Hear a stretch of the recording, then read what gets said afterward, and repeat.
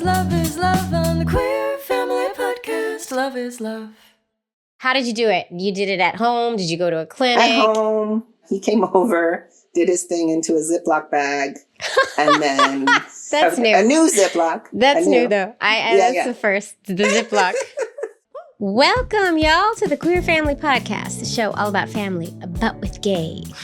I'm Jaimie. I'm your lesbian host. And this is the show that highlights, celebrates, uplifts, and normalizes LGBTQIA plus families and all of our beautiful identities. And this episode does not disappoint on that front. And they never do. Let's be real.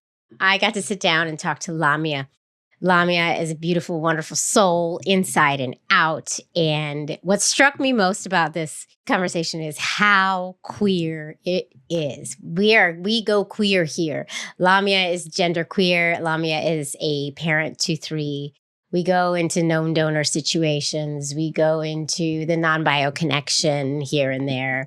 We talk chosen family. Like, you can't get more queer than this here episode. And it's a beautiful, beautiful, beautiful testament to just how we queer folks really can thrive and make this world a better place. That's what I'm going to say there. I really loved Lamia, and I think you're going to love this conversation. And I want to get to rolling that tape. But before I do, we are officially in December.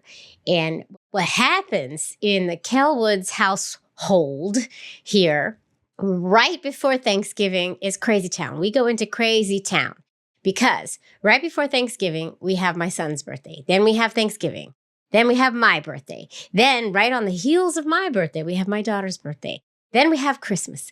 Then we have New Year's. And then we have shortly thereafter, my wife's birthday. So we are officially in crazy time. And every year is just as crazy as before, except for one thing. What I'm noticing now, and this is not a fair thing, is now that I have an almost 11-year-old, the birthday gifts are getting a little more expensive / Christmas gifts, which are only 1 week apart, mind you. They're getting more expensive, and that is not fair. This child is asking for some stuff that I am like, are you kidding? I don't even buy that for myself. Are you kidding me?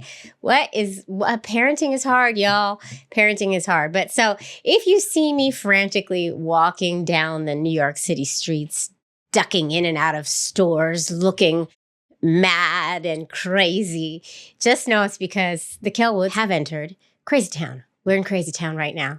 And it won't end until this birthday / holiday season is over for us. And then the rest of the year, smooth sailing.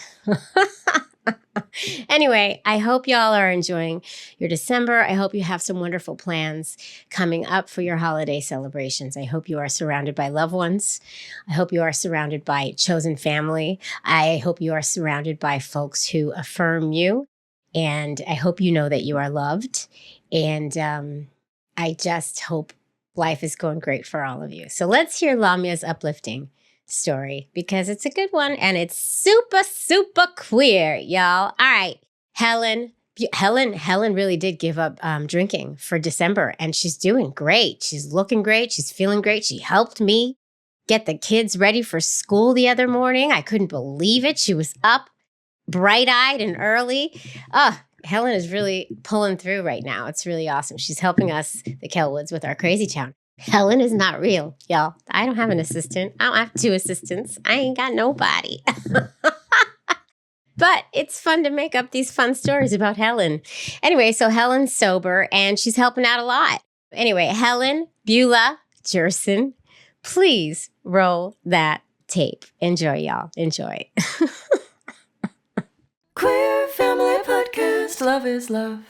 Hi, Lamia. Hi, Jaimie. It is wonderful to have you here in the studio. How are you today? I'm good. Yeah, so excited to be here. Okay, let's just get right into, so the audience at home knows who you are and why you're here talking to the Queer Fam Squad. Let's do your 30-second elevator pitch. Okay, on your mark. Get set. Go. Hi, everybody. I'm Lamia Gibson, and I am a parent to 2 kids and kind of 3 because I'll tell you about that later. I practice acupuncture. I'm a meditator. I have queered the queer family. I have 2 kids with 2 different people, and I'm currently single. And I'd love to talk about how I show up in the world as a parent, as a queer and trans parent. I'm even uniquely trans in that I am gender fluid. I believe we have a lot to offer our children and all children, really, by being who we are. Boom. I agree. You went slightly over, but I will not count it against you because I love that last sentence because I agree wholeheartedly. Yeah. I think that we bring a lot to the parenting table, to be quite honest, as queer folks, and especially as folks who have had to kind of fight our way to be who we want to be, right? And some feels like more so than others. Lamia, I do want to dive in real quickly because this is crazy. In over almost 300 episodes, I think you are the first guest I've had who uses Z-Them pronouns. So can we just dig into that a little bit? I'm familiar with it, but the audience at home might not. And I would love to just dive in and make sure we all know what Z-Them represents and all the things. So about 15 years ago, I heard the pronouns Z here. And I was like, that's me. At the time I was using she, her pronouns. I was like, I'm not ready for that. I don't think the world's ready for that. A friend of mine was using they, them pronouns like 25 years ago or something, which was kind of groundbreaking back then. Yeah. And I was like, they use they, them. Maybe I'll do that one day. I very slowly came out of the closet as gender different, gender creative, gender fabulous. These are all different words I use. I like that. Gender fabulous. In fact, actually, there's a real connection here. So being a parent, I mentioned in my 30-second elevator pitch that I kind of had a half kid, which is the situation was I lived with my friend, also queer. We weren't together, but we lived together with her young son until he was 5. And he used to call me mom. He's still in my life now. He's 22. So I call him my love child. And when he was little and in daycare, he came home one day and he was like, Lamia, you're a boy girl. And I was like, And I knew this about myself, but there was something in the validation that he experienced. And he was he was 4 and was very heavily being kind of indoctrinated with the boy, girl thing. Yeah, that's what happens in school. Yeah. And then when I was pregnant with my oldest kid of the 2 that I live with and currently parent, it was really, really important to me to be who I am. And I was like, if I want this baby, whoever they are, to be who they are, I best be being who I am. So that's when I started using they, them pronouns when I was pregnant.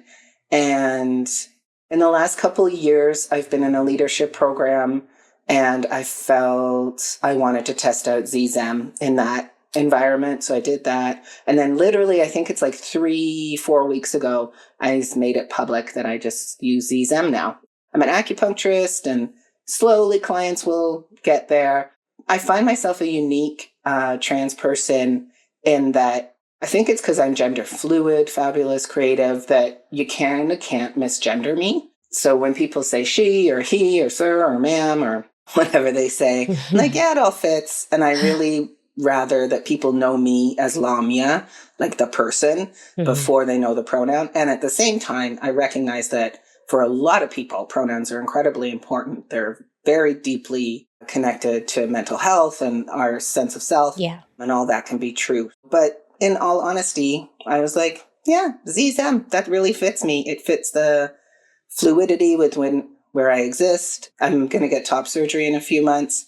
And now I'm like, I got to go buy more nail polish and get makeup on again because otherwise this is just going to not fit anymore. That's amazing. I love that. Okay, I like Z-Them. I love it. Thank you for that explanation. I appreciate it. Yeah, and I think I want to say too, I think it goes for the she, hers, and the he, hims also, whether we're cis, trans, or whatever. Those things are important. Gender's a construct. We might not consciously construct it. The majority might not consciously construct it, but it is important. And I found that in these pronouns. I was like, this really is me. Z-Them. All right, let's do it. Felt right. Feels right. Let's take it back. Let's take it to before kids. I guess kind of just finding yourself. Can we go back and take it to younger Lamia and how we got to where we're at, kind of? Yeah. I knew I was some kind of different when I was about 11. I had started getting crushes on boys maybe early, around 9, 10 years old. When I was 11, I was having a sleepover with a friend who was a girl. And we were about to go to bed and my body was like, desire. And I was like, uh-oh, what's this? I didn't have that word then. I was 11, you know? And then I knew, I was like, ooh, that's not supposed to happen. Like there's something off about that. There must be. And then I just kind of pushed it away for a while. And then in high school, I had a friend who came out to me, and he's he now, came out to me as queer, and I was one of the people he was most afraid of to tell. And I was like now I'm like, oh, that's so fascinating. But we were besties, and he came downtown and I started hanging out with him, and I was like, oh, this is what that is. Okay. And then I came out as bisexual when I was 17, and I told my mom. She was surprisingly not super supportive at first. It took her like a year or two to really, she was really afraid for me. She was afraid. And she had really supported and like told me stories about supporting. She was a nurse. And so she supported her friends who were male nurses who were gay, one in particular, and supported him and advocated with him and blah, blah, blah. So when I came out to her, I was like, she's going to be fine. I'm nervous to tell her, but it'll be fine. And then it was not fine. And I was like, ooh. Similar kind of to me, sort of. Yeah, I grew up in San Francisco. I was like, oh, they're going to take this in stride, you know, but I was still scared as hell. And I started out bisexual, and my mother was not feel like, I'm sorry, what? You know, it's very interesting, but she didn't take as long. It took like a day. So. Okay. Yeah.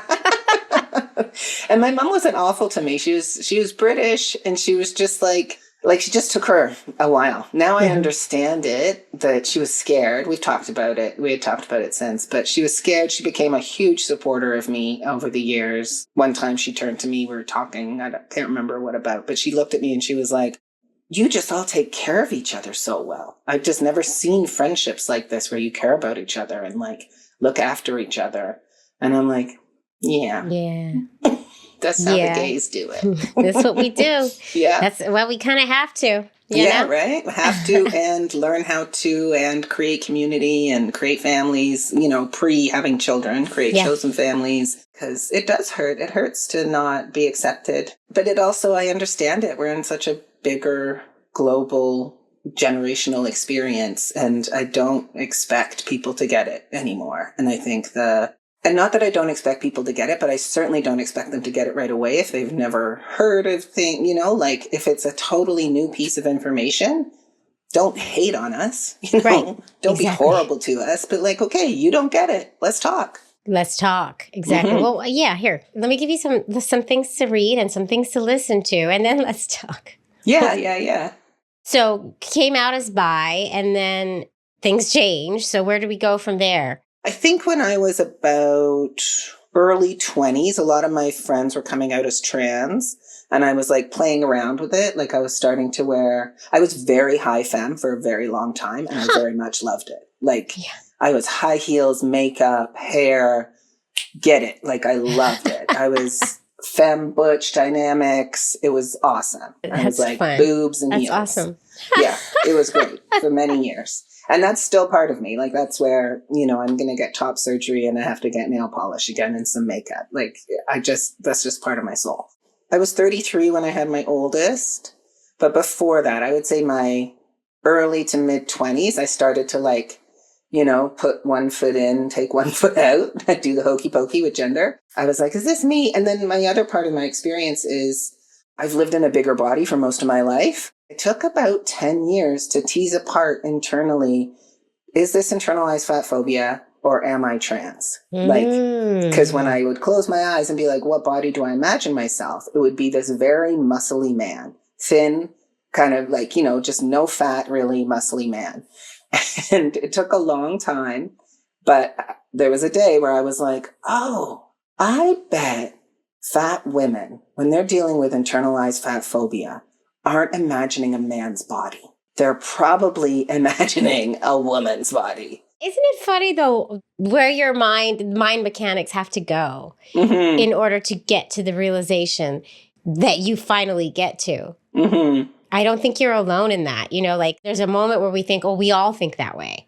Everybody's thinking, having that same thought in their head. And then there's the realization moment where it's like, oh, actually, I don't think my best friend feels that way. Yeah, that might just be me. And I think it's the gender fluidity that I have now embraced that also didn't fit. Because I was like, but if I transition to the other side, I'm still going to have the same problem. And I use air quotes there because it's not a problem. And there's no side, really. But yeah, I was just like, what is this? What is this? What is this? And honestly, that moment when my love child was like, you're a boy, girl. And also as the non-binary wave happened, and maybe that's for the last 10 years or so, I was like, thank you, youth. And I don't really identify as non-binary, but I was like, that's something. Okay, I'm getting out of my own box, my own conditioning, you have to be. And I had other trans friends, like F to M trans folks, who really didn't get me. And my experience seemed to threaten them. Right. They would say things like, when are you going to transition? Like, why aren't, and I'd be like, oh, this is not supportive. It has to be one or the other. Yeah. Right. Yeah. And for them, it was. And that was their truth. And that's great. Exactly. For some it is, and for some it isn't. And exactly, this is the whole spectrum that we all need to be more aware of. And I do think there's like a masculinity and a femininity to everybody, but I also 100% know that some men are men, and they might be trans men or cis men, but some women are women. And like, that's fab. That's great. And there's also like, I'm not undecided. I'm just, honestly, I like root more to being a spirit in a human form. And that's just how I am. It seems have come to a place where you're comfortable in the skin you're in for the most part. Because are we ever really comfortable in the skin we're in? I don't know. It's an ongoing process. And it seems like you switch it up. Like some days you're more feminine. Some days you're more masculine. And there's a fluidity to it, the gender fluid thing. And I've let go of the external, not like we don't need validation or I don't need validation, but I've let go of needing, like, I know who I am. And a lot of people think they know who I am and they're making assumptions, and that's okay. Right. And if someone wants to get to know me, it's my work to be known. Like a lot of people look at my face and go, sir, he, la, la, la. And I'm like, wow, I had no idea I was going to get such a major beard when I went on testosterone. It's my Turkish blood shining through. You're getting like the gears in my own mind working. And I'm imagining you're getting the gears in listeners' minds working as well, just about gender and the construct of gender and where we all kind of fit in. And I love these conversations because for me, it helps me to go deeper in my own gender story, so to speak, if that makes any sense. Like my experience has included letting go of a certainty to feel certain. Like in the experience of like, well, if I transition, I'm just going to be in the same situation, and then I'll be living as a man, but that still won't be me. And having like kind of the embodiment of like, oh, I'm mixed. And I'm also mixed race. I'm mixed race, I'm mixed gender. I'm working on being mixed class because I grew up working class, but I'm going to make more money. We're going to do that. We're going there. We're going there. Totally. You and me both. Yeah, right on. Grappling, accepting of who I am and not seeing much of myself in the world. I mean, that was really affirming when the youth were like non-binary. And I was like, damn, okay, yeah. That really, really helped me see myself. And I've now not let go of all external validation, but if I had to rely on what other people perceived of me to be me, I'd be screwed. Oh, yeah. People just think I'm a man. Or if I'm on the phone, they think I'm a woman, which is cute. These conversations are really important. Representation matters, as you're just illustrating and telling right now, right here, right now. Thank you, youth. Yes, keep going. And also, I think we all should explore the idea of gender within ourselves. I think we all should. I think that should just be like a prerequisite to being human. I mean, maybe if you want to, right? Some people, like one of my ex-boyfriends who's trans, when we were dating, I call it my Angelina Jolie, Brad Pitt relationship because he is so handsome and I was so pretty with like long brown hair. And we broke up in part because I was a bit too queer. Like, I kind of outed him because I was so queer. Oh, right. know? And years later, and if you're out there, friend, I'm like, oh, if he ever watches this, he'll know who Brad. he is. Yeah, Brad. If you're out there, Brad. But years later, he came to me and because we remained friends because gay, you know? Yeah, Queers. yeah, exactly. Because gay. Because queers. Well, he's not gay. He's straight, but queers. Right, queers. And he came to me years later and he was like, Lamia, I really had to know a person who was a non-fixed gender in order to get it. And thanks for just, sharing your life with me and like telling me about who you are. Because I was really judgmental. And I think he said he was threatened. I can't totally remember. I might be putting that on him. But he was really uncomfortable with it. And it was such a beautiful conversation. I was like, yeah, I'll call him Brad. Yeah, Brad. Yeah, Brad. It's okay. We're here. That's a little bit of what I was trying to get at, but you just said it so much more beautifully. It helps us understand better. I don't know. Talking about gender with somebody like you who has really explored inside your own self what gender means to you helps me to understand your experience, obviously, and also just what it kind of means to me and the world around me, I suppose. And I think we all need to know a trans person or 2 or 5 or 10 or 20. But you can know a trans person and not ever take interest. That would be weird. That's crazy. It's not a guarantee. I mean, that would be silly. It's like being like, I have a trans best friend. It's like, cool. Yeah. But do you know them? Do we actually relate to each other? It really did take me wanting to be known and taking responsibility for that, which like even propelled the Z-Zem switch. The responsibility, though, that I'm sure can be exhausting. It's just like me having to explain to my doctor, nope, not pregnant, gay. Nope, having gay sex, definitely not pregnant. Yeah. Right? Like over and over again. It's exhausting to me. I get tired of it. I don't really, want to have to do that all the time. You want the world to be like, maybe this person's gay. Right, yeah. I don't want heteronormative to be the assumption. Right. Back in 2019, I took this course called Radical Relating that really changed my life. And it taught me how to relate across difference. And ever since, I've been like, learning how to relate across difference meant that when I got on the streetcar here and the dudes would give me cut eye because I have a fairly big chest. So especially in the summer, and this is 5 years ago when I wasn't quite so hairy, but I definitely was more masculine.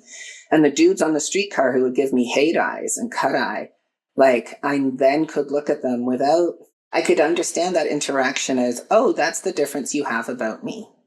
That doesn't do anything to me. I can check myself and be like, am I safe? Because, yes. Like a female-bodied, an AFAB person, assigned female at birth person who is looking more masculine, definitely can threaten some cis men's masculinity. And because their understanding of me is that I'm a woman trying to get what they've got, they could be very harmful and violent to me. I'm aware. Yes. Yeah. Yes. So I can check for my safety, but that's the part where I teased out. I was like, oh yeah, I am who I am. I'm a person. Like, it's not like hate eyes. Sometimes when I'm at a swimming pool and like coming around to kids, when I'm in a swimming pool, especially if I'm in a swimming pool with my kids and like there's other dads, usually dads who are staring at me, I'll wear a sports bra and shorts to go swimming, as I've had my boobs and my beard for the last 5 years-ish. There is moments in the pool where I'm getting stared at, and sometimes I'm like, I am this way because I'm this way. It's not that I think anybody else should be how I am. Mostly I'm just like, hey, and I just smile. And it's like this incredible opportunity, not to smile to make it nice, or I'll just look at them. But there's this amazing opportunity to influence because this portal has opened and I exist. I know I exist. They are like, whoa, what is that? Or who is that? How is this possible? I'm blowing their minds just by being in the pool. What my experience is that when I look at folks and they're staring at me and I'm like, hi, they're like, ugh, and they check themselves, but I've just like blown their minds. Yeah. And I love that. I love not just the shock factor, but like the existing of existence. And I see your spirit and you're trying to figure me out. And of course you are.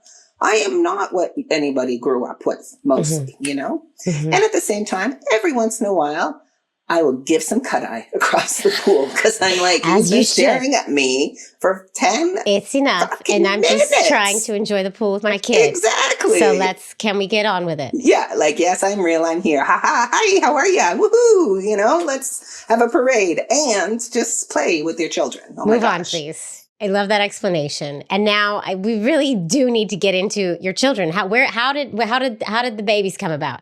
How did the kids come? Yeah, so I always knew I wanted to have a baby. It's the only thing I ever knew I ever wanted to do. A lot of my career and stuff that's kind of come upon me. And I was 32. I was in a relationship with my now ex, who's still my family. And I was like, I want a baby. I don't know if you want a baby, but I want a baby. So I'm going to be having a baby. And if you're having a baby, then you're having a baby with me.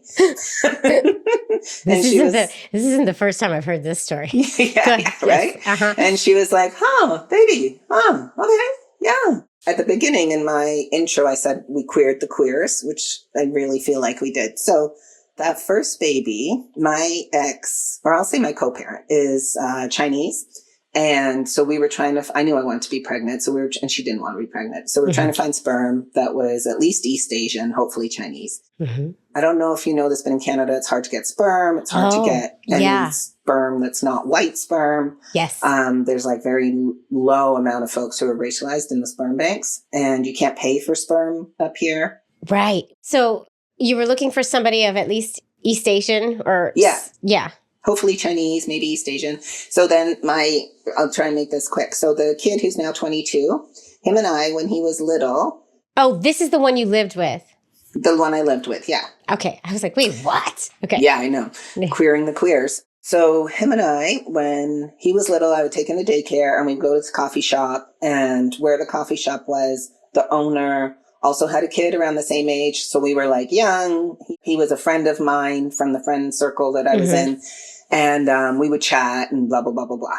So then years later, I'm in the coffee shop one day and I've like struck a friendship with him now over the years. And I'm like, hi, pal. And he's Chinese. And I'm like, yeah, me and my co-parent or, my partner are looking to make a baby. And I was not fishing. I was seriously chatting. And I was like, yeah, you need to get you and your Chinese friends, because we're friendly. I'm like, you need to get you and your Chinese friends to donate to the sperm pools because there's only white sperm out there. And he was like, oh, ha, ha, gaffa, gaffa. And we were like, ha, ha, ba, ba, whatever. Later that day or the next day, he messaged me on Facebook. I still have the message. And he said, I talked to my partner and basically I have what you need. So if you want to talk about it, let's talk. Holy shit. I know. It was awesome. It was amazing. Is he queer? No. Yeah. Okay. No, he's not that matters. I don't know why that matters. 4 boys. Yeah. Oh. 4 kids with a lovely human. And his wife was very close friends with a friend of mine. So we're like in a bit of community together, And we'd just seen each other over the years. And that was just what he said. And he happens to have the same last name as my co-parent. Interesting. I know. Well, and their parents, their dads have the same English name. Oh. And they have the same match of like, I think, mom is from Hong Kong and dad is from mainland China, I think. Wow. I embrace spirit in my life. And I really think the forces at work were like, here you go. Here is the sperm that fits. And I got pregnant on the first try, which is also, I know, which I'm like so grateful for because it can be so hard. How did you do it? You did it at home? Did you go to a clinic? At home. He came over, did his thing into a Ziploc bag, and then That's new. A new Ziploc. That's new though. That's the first, the Ziploc. And then we put the semen into a syringe, but without the needle, and then into me. We did that one day, then skipped a day, then did it a second day. And then a couple weeks later, I was pregnant. Dang. Yeah. Congrats. Amazing. Thanks. I know. It's really rare and I'm so lucky. And so you got yourself a known donor. Did you guys get any? I mean, it's Canada. It's not the States, and y'all are not as crazy as we are in the States with lawsuits and all the things. But did you do legal? Did you write up papers about what the relationship would be? How did you handle that whole? We wrote up some paperwork. We had been advised in a queer family planning group that is put on by our queer health center. The lawyer who came into that group said that there is no legal anything, really. Mm-hmm. So, like, you could have a piece of paper, but you might go into a court of law and experience, homophobia, heterosexism, and they might be like, whatever, this man is the father. Right. He should have a relationship with this child, blah, blah, blah, blah, blah. That's never happened. And yeah, it's just been fine. Just before the pandemic, so my oldest and him, they know each other through the world. I regularly check in with my oldest to see if he wants more of a relationship with them. The donor came over a few years ago, just before the pandemic started, and we played a game. And we would see each other at the coffee shop. The coffee shop's around the corner from where I live. His partner knew, but he's also told his sons. And we've just kind of taken the lead of my oldest. And I've just really checked in with him and been like, do you want to know more? Do you want to know this? When my youngest, who's now, my oldest is 13, my youngest is 6. Mm-hmm. My youngest donor is a very good old friend of mine. And as that baby came to be, I would check in with my oldest and be like, okay, so the youngest donor is Uncle him in our world. Mm-hmm. And so my oldest knows him as Uncle. And I'm like, do you want more of a relationship with your donor? And he's like, oh, I don't know. He just made me. I know that this is how I was made. I don't know that I need to know more. Mm-hmm. And I think also because we have a cultural match in that my oldest is half Chinese, half Turkish and British, but his other parent is Chinese. And so he has a very And you're still co-parenting together. Yeah. Exactly. So. Yeah. So we're in each other's lives. His needs are met around culture. Mm-hmm. And not that that's the only thing the donor would offer, because I also have an experience, not of having a donor, but I didn't grow up with my father and I never got to know him. He died when I was young. And so there is a lived experience of knowing that there's something about me that's different that is about him and connected to him and connected to Turkishness and that I find now through food and music and through just meeting other Turkish people sometimes and stuff like that. But that I knew I wanted my kids to have, if we could, to have access to the person who contributed to their creation, much like I would, God forbid, but if my oldest's other mom died, I would want to have access to who she is, even though she's not biologically connected, because she was part of who created him. The parallel you just made to having access to your father and his culture, not just your father as the dad, but also your father as his culture and all of that being important. That really resonated with me somehow. I can't put my finger on what it is, but yeah, 100%. And so cafe guy, should we call him, is open to being known. Yeah. Known and in the life if wanted or even in the future. It's all just, it's nice. Totally. It's working out beautifully. Yeah. That's amazing. That's great. I feel like those were really blessings. And then I had some unfortunate things in my life happen after each of my kids were born. So after my oldest was born, 7 days after, when he was 7 days old, we found out my mom had terminal cancer. Oh. And then she lived for another 54 weeks. But wow, was that ever so hard? Yeah. Yeah. My dad actually died from cancer 4 months after my youngest was born. Yeah. So, yeah. It's a lot. That's a doozy. Yeah. And then my youngest was born, and 11 days later, my business was evicted. And it was the downward spiral of business and then a year of incredible stress and then bankruptcy. Oof. So I have this kind of morbid joke that I'm really not going to have any more kids because life apparently keeps happening even when I have children. Or maybe it makes the experience richer. It depends on how we look at this here. Sure. Yeah. Totally. No. Or just don't have any more kids. I get it. Listen, I see you. Oh my God. Yeah. All right. Okay. So you find your known donor miraculously, like the heavens open up and here we go. And it works out well. And then your partner and you split. Yeah. My mom's sick. She lives with us for a year. me and my ex split about a year after that. So the kiddo's about 2.5. And then me and him move out, start doing, I think it was 60-40 at first. And then we got to 50-50. Me and my ex worked through a bunch of stuff, didn't work through other stuff, still working through a little bit of dynamics even now. Yeah, nothing like having a baby with someone to commit to them for life. I tell you what. I'll tell you what. Wow. That is a commitment. I mean, it doesn't have to be. And sometimes the best thing is to never talk to the other parent and just do a very like, here's the kid, I'll take the kid kind of situation. Oh, I can imagine. Yeah. But that was not what I wanted. And there's pros and cons. Like sometimes I'm like, oh, maybe we should have, like in both of my separations, there hasn't been a moment, like if you have a really significant relationship and it ends and then you just don't talk to each other for a little while because you got to shift the dynamics, like you got to shift up how things go. That's not an option when you have kids. Not when you have with kids, each other. yeah. And so some of the dynamics of relating maintained for much longer than I would have chosen. And it took a lot of therapy on my part to start doing things differently and not like stay entrenched in attachment dynamics and whatnot. That's a good point because I know exactly what my wife and I would fight about if we were to break. Like it wouldn't stop. That wouldn't end. That's I would still have the same anxiety over the same exact things. Yeah. That's interesting. Yeah. Yeah, it doesn't go away in the same way. Oh, God. Yeah, kids. Yeah, so therapy, thank you, love therapists. I had a lovely lover in between there who's now one of my best friends, because queer. Yeah. That's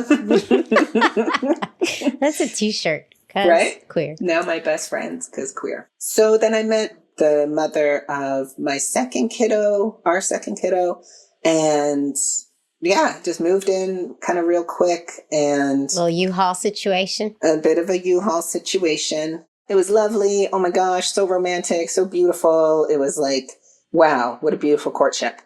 And without getting into all the details, it just started to struggle kind of about a year after we started moving in together. But she always wanted a kid and I already had a kid, and we just were meant to be in each other's lives to heal, I think, which included eventually breaking up. So my oldest was 6. He was 4 when we moved in together. Mm-hmm.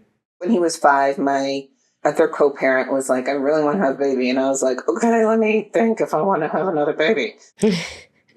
And I just really consulted the stars, really, and was like, am I meant to parent another child? Mm-hmm. Like I had my old love child who's 22 now. I've got my now, at that point, 5 or 6-year-old. And I was like, am I meant to parent another being? And I really had to ask Spirit, because I was like, I cannot make this decision. I'll say yes. Like, yeah, right, and I don't know if that is the right choice.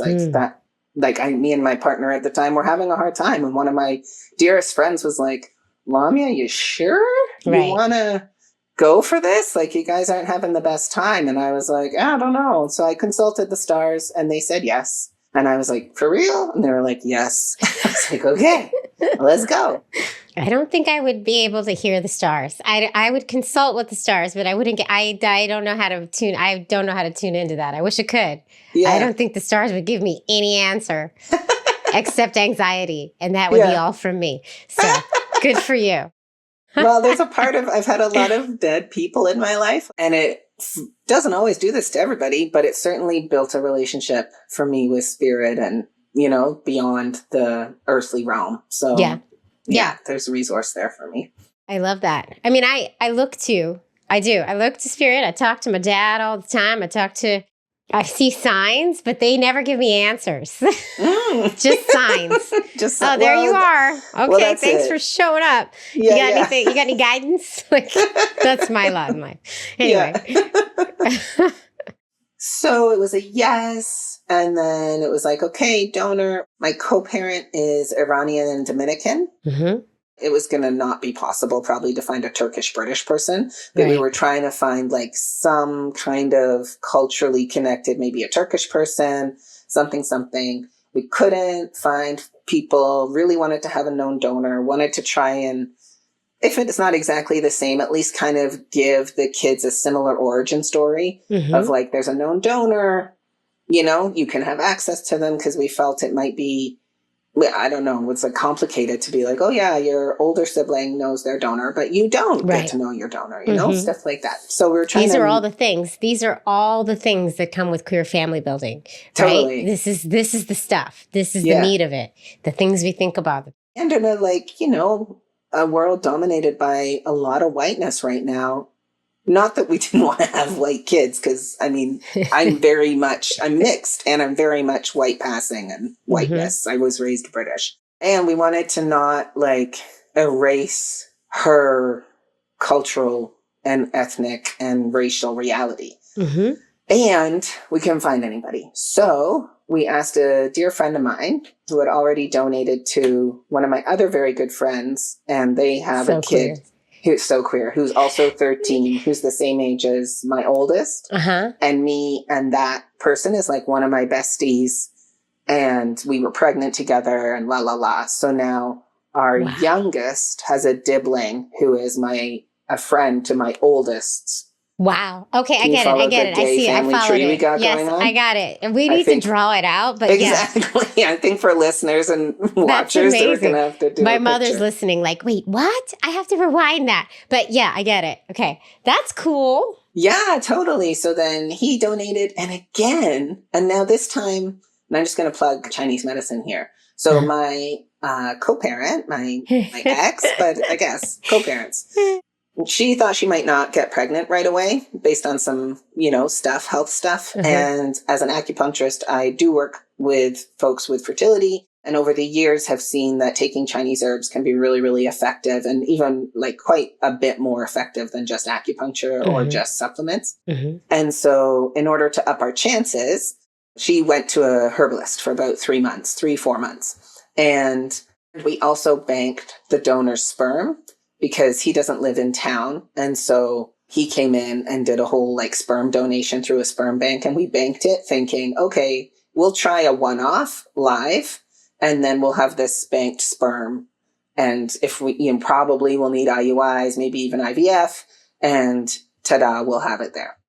So we spent some money on that, but we got pregnant on first try. What? I know, which the Chinese medicine practitioner was feeling my second co-parent's pulse, which is part of diagnosis. And she would look at her and be like, you need to try and get pregnant now. You're ready. You're ready. Now is the time. Go for it.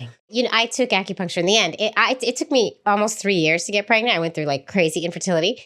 And in the end, I started acupuncture, and my acupuncturist gave me herbs, but in pill form. I tried the tea, at the right traditional. I couldn't swallow it. I couldn't drink it. The tea they gave me was I couldn't take it. It's a strong taste usually. Yeah. But I took pills, and I think finally in the end, it was a combination of that and some other things that I attribute my pregnancy to my acupuncturist in many ways. It's incredible. I've just seen it I'm biased totally, but I've really just seen it over the years. I'm people go to get herbs and they start to get pregnant. It's just so powerful. I wish it was early on in the fertility experience, because so many people spend so much money trying to get stuff. And I'm like, oh my God, fertility clinics, just bring an herbalist on so that you could try it for 3-4 months. And an acupuncturist. Why is this not all holistically looked at? It's really it's so frustrating.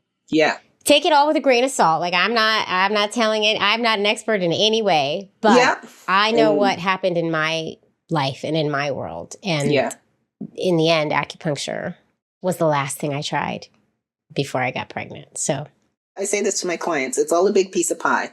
I'm true to my Turkish blood, Istanbul is the East-Meets-West city of the world. And as far as medicine goes, let's all get together. Let's go have Turkish coffee and all talk to each other about our medicine systems. Love me some Turkish coffee. Right? Yes. That would be the best situation. And I think we're getting there. I want to get there. But maybe in Canada. I don't know about the States. I don't know if we're getting there. I think there's a lot of acupuncturists in the States. That's true. It's very expensive though, because it's not paid for.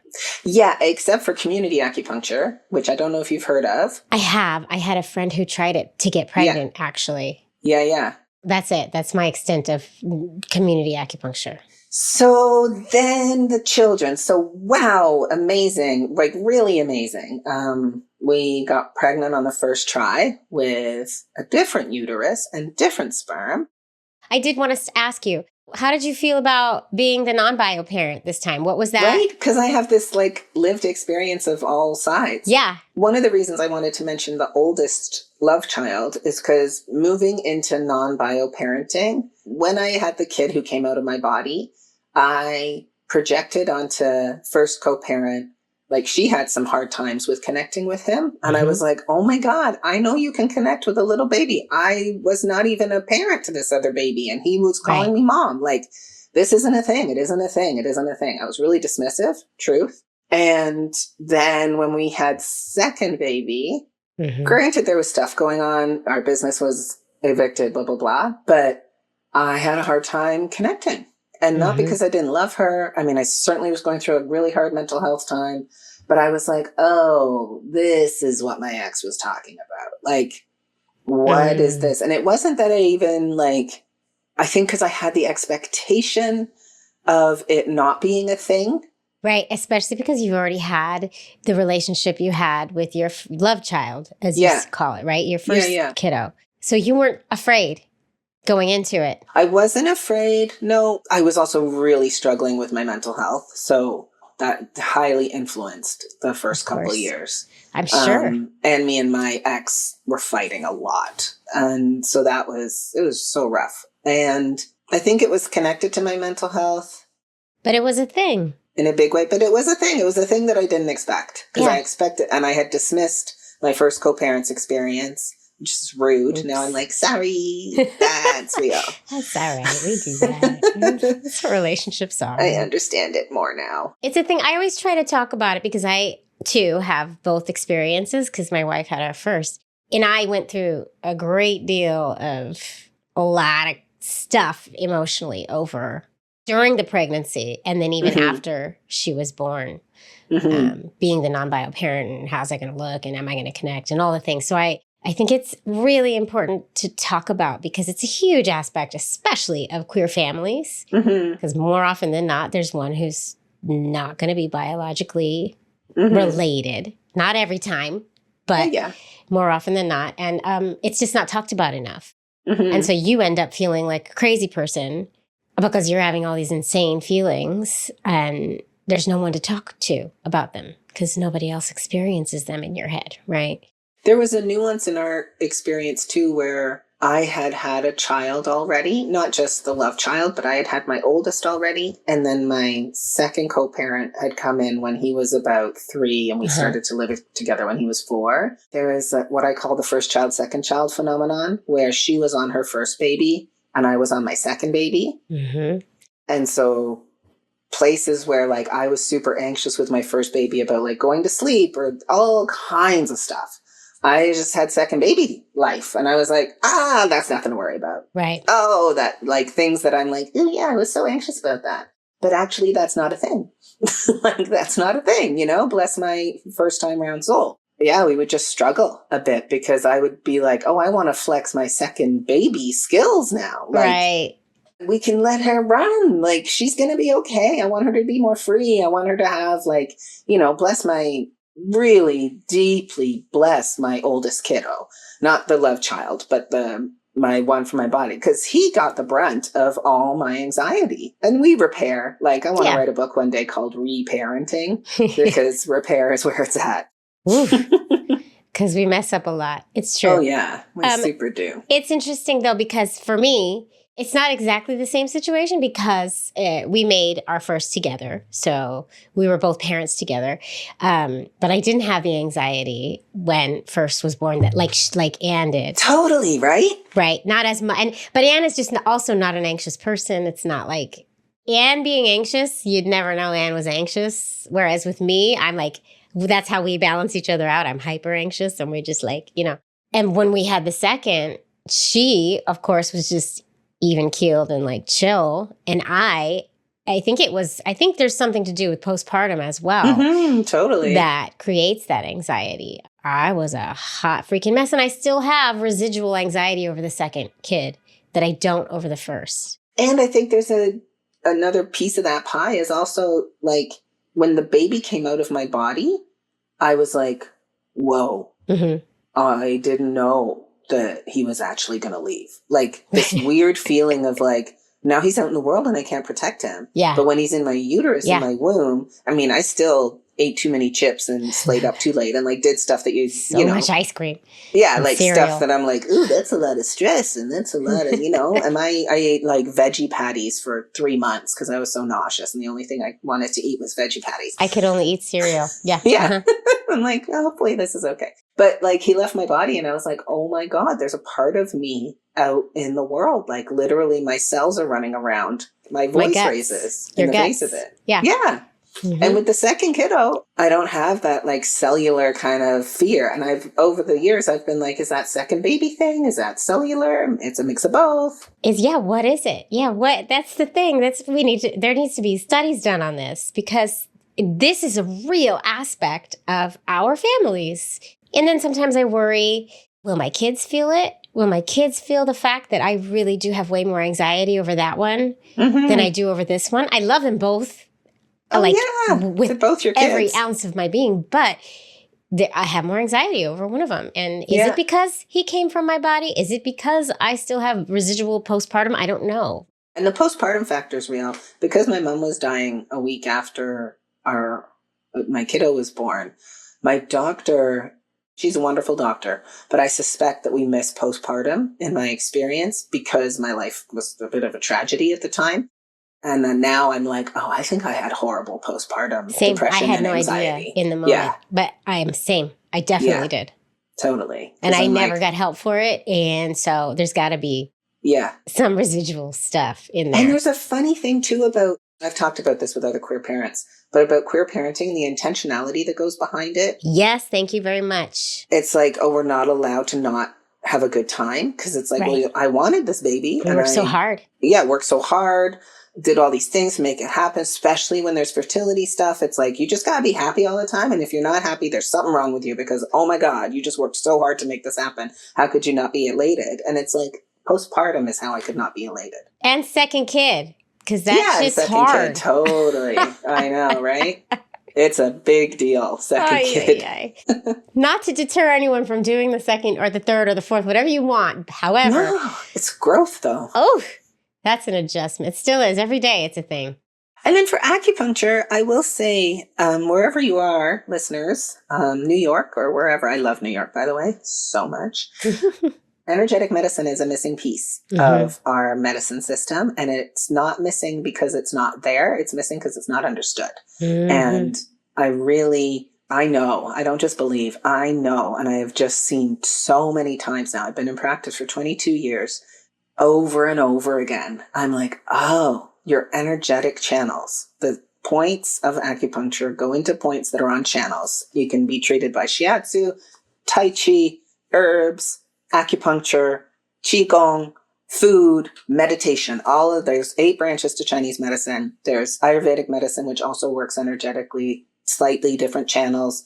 It is happening, and it's happening whether we like it or not. So we don't just have a heartbeat. We don't just have skin. We don't just have environmental causes of, poverty or toxins or whatever it is. We don't just have structural health. We also have energetic health. And we can take care of it in tons of different ways. And it is the missing piece. And it is a really powerful missing piece. And go get some acupuncture. And if you're afraid of needles, that's okay. Get shiatsu. Now I want to go get a massage. Thank you. Yeah, totally. Because when we take care of our energetic bodies, it's not separate. Like we really do take care of the globe because our energetic body is in this zone, but it is everything. And it's also all existence across space and time. No pressure, but maybe get some acupuncture. I'm going to go get the acupuncture, and I might have to stop and get a massage. The only problem is this stuff costs money, and then I have to explain it at like the end of the month. Like, oh, right, that went to that random massage I got, but yeah. Yeah, but if we think about it, right, like I've worked in community medicine for all these years. Even before I did community acupuncture, I did sliding scale shiatsu, and like, I don't drink anymore, it's not about drinking. I'll drink again when I'm 85. But I used to spend tons of money on alcohol without thinking about it. I used to buy a pair of pants and be like, it's a deal, 2 for 1 or whatever, right? And then I'm like, if I transfer even like 25% of that into taking care of my energetic body, what happens? Also, there's like apps like Fit On with one of my favorite yoga facilitators, DeAndre Sinet, and that's free. Like there's meditation websites that are free with incredible facilitators. Not that, these things aren't for everybody, but there is something energetically that is for every person. Yeah. Because agreed. we have an energetic body. So yeah, I love that. We go. And I agree with you. Everybody, go get yourself some energetic healing. I work out and I dance. That is something that does not ever stop. However, I do need to add acupuncture because clearly something's off. And massage because I just want massages. So yeah, it's so beautiful. I'm so lucky to have a trade with one of the practitioners at the clinic I work at. Yeah. So I can get a massage a month and then I give her acupuncture and we just take care of each other. It's so nice. Oh, that's great. And it is hard in the States. It's so expensive. Everything is very expensive. This really has been so great, Lamia. I'm very Thanks, excited. Jaimie. I loved it. Queer Family Podcast. Whew. Well, folks, I hope you enjoyed that episode as much as I enjoyed it. And if you did enjoy it, feel free to listen to another or watch another. I have so many episodes for your listening or viewing pleasure. Just go pick one and enjoy. There's a lot. There really is. And also, if you really do like this show, please, I know I say it all the time, but please do consider supporting the show on Patreon. You're just going to go to patreon.com/The Queer Family Podcast. You're going to pick a tier, you're going to join, and you're going to get that bonus content. And you're also going to get my love and adoration for the rest of my life. I love you all. Thanks for tuning in. Keep on tuning in, and I'll see you next time. Mwah.